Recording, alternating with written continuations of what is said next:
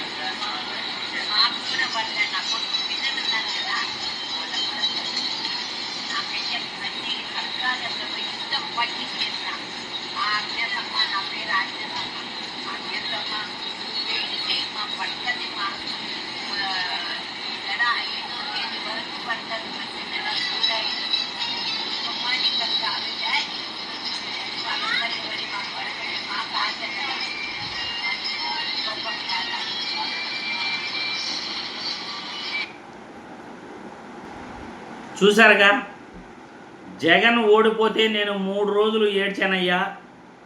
పాపం జగన్ని ఓడించారు బిడ్డని. చంద్రబాబు ఉత్త నటనే తప్ప ఇంకేమీ చేయడు అతను. పవన్ కళ్యాణ్ నటనకు పనికొస్తాడు కానీ అతను రాజకీయాలకు పనికిరాడు అని అక్కడ ఉన్న వాళ్ళతో చెప్తా ఉంది. నేను పవన్ కళ్యాణ్ అభిమాని అమ్మ అంటే, పవన్ కళ్యాణ్ అభిమాని అయితే అది నటన వరకేను, అతను రాజకీయాలకు పనికిరాడు.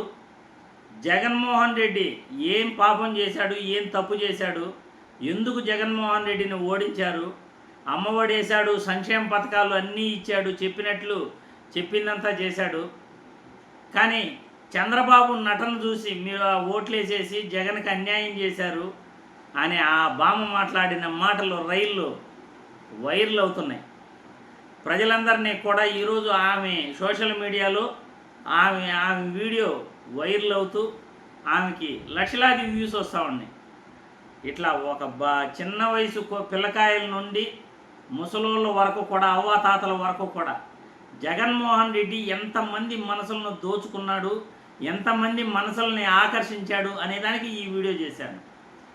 చిన్న బిడ్డలు జగన్మోహన్ రెడ్డిని జగన్మామయ్య జగన్మామయ్య అంటున్నారు.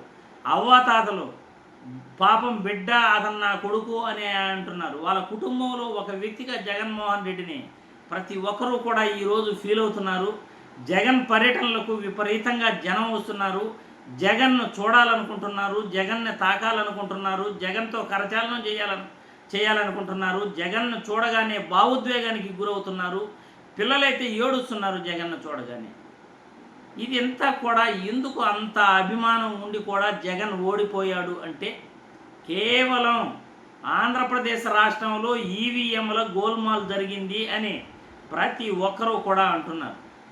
ఎవరు కూడా జగన్ ఓడిపోయాడు అంటే నమ్మట్లేదు.